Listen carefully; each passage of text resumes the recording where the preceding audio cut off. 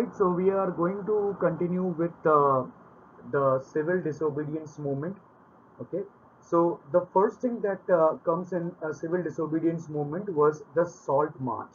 Okay, so that was the point wherein the actual civil disobedience movement was started by Mahatma Gandhi.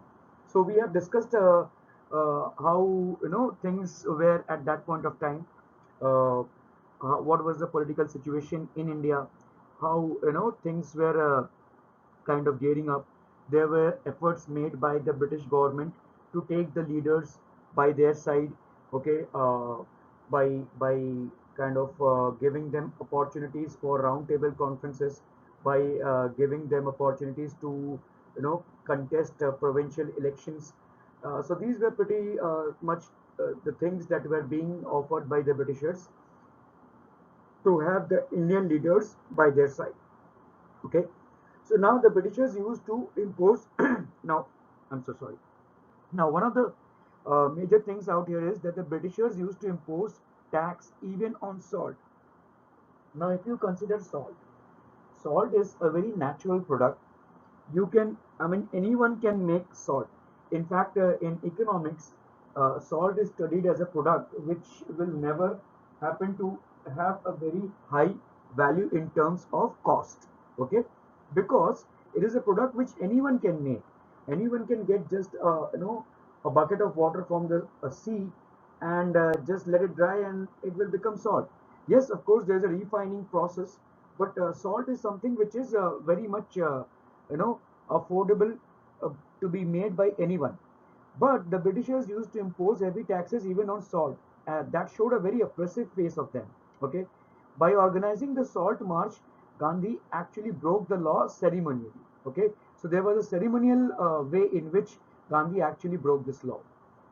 This march is also called the Salt March or Dandi March or Salt Satyagraha, major non-violent protest action in India led by Gandhi in March, April, in March, April 1930. Okay, the march was the first act in an even larger campaign of civil disobedience that is. Okay, so how did this assault march start? So Gandhi ji actually had sent a letter to Lord Irwin, and Lord Irwin was the Viceroy of India at that point of time. And in this letter, he had actually emphasized on 11 of his demands, which he considered as very prime to the personal lives of people in India. And by sending these demands, he had also raised an issue that if these demands were not fulfilled by the 11th of March, he basically gave a deadline that if these demands were not fulfilled by the 11th of March, then a nationwide protest would be launched. Okay, so of these 11 demands, of course, this is not in your syllabus, but of these 11 demands, one of the prominent demands made by Gandhi was that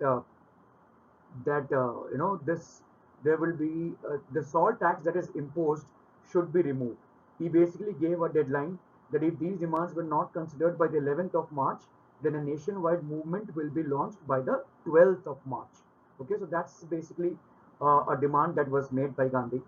The demands were not fulfilled, as of course they were not in sync with the British policies. So and the Britishers were least bothered about the upliftment of life of Indians. So the demands were not fulfilled by the deadline, and thus the Salt March was exactly started on the next day. 11th of March was the deadline, and Gandhiji was quick to start the consequence on the next day itself. Okay, so demands were not fulfilled by the deadline, and thus the Salt March or Dandi March was started by Gandhi, marching through what is now the western Indian state of Gujarat from his ashram. Okay, a religious retreat basically. It is called Sabarmati Ashram. It is more of a religious retreat. Sabarmati Ashram was basically an ashram where Gandhi not only launched most of his political movements and ideas, and his explanations were made, but it was also a site of religious practices. Okay, uh, so that's how Sabarmati Ashram was, and this march was started from his ashram at Sabarmati near Ahmedabad to the town of Dandi. Dandi was basically a coastal town near Surat. Okay.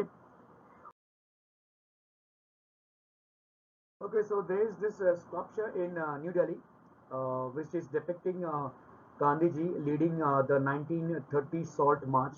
Okay, the sculpture is still there, and a lot of people do actually visit this site. This is basically the Salt March.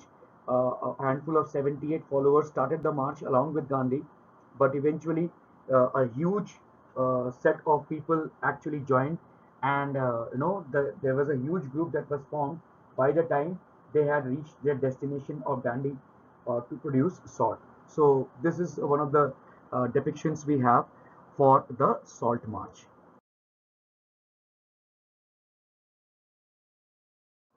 Okay, so let's now have a clear understanding of the difference between the non-cooperation movement and civil disobedience movement.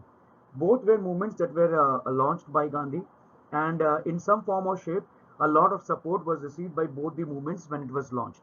So, what were the common differences that were there? The civil disobedience movement, people were asked not only to refuse cooperation.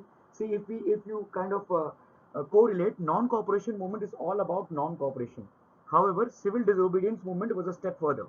Okay, people were asked not to cooperate with the Britishers in non-cooperation movement, in the hope that British rule in India would collapse and Swaraj would come. Okay, so that's what people were told, not to participate in government projects. People were also told not to, you know, go for their jobs, for their government jobs, not to attend their government jobs or to quit their jobs. People were told to, boycott foreign goods. Students had boycotted their colleges, government colleges basically.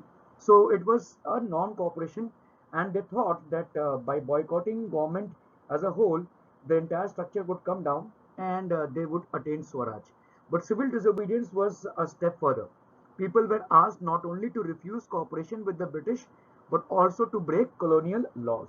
Okay, so whatever laws were imposed by the Britishers, people were asked to break those laws. Okay, no such laws were broken by the participants. Neither Gandhi nor Gandhiji didn't instigate the breaking of any laws during non-cooperation movement. Okay, so he was very precise that let's not break any laws, and let's just do a non-cooperation across India so that we can gain our independence. Participants broke the salt law, so that is the law that was predominantly broken, and that's how the civil disobedience movement was launched. Okay, non-cooperation movement was in stages. First, surrender of titles. So whatever titles people had gotten from the Britishers were surrendered. Boycott of everything, and in case government used repression, a full civil disobedience campaign would be launched. That was what Gandhi had said. Okay, but now the civil disobedience movement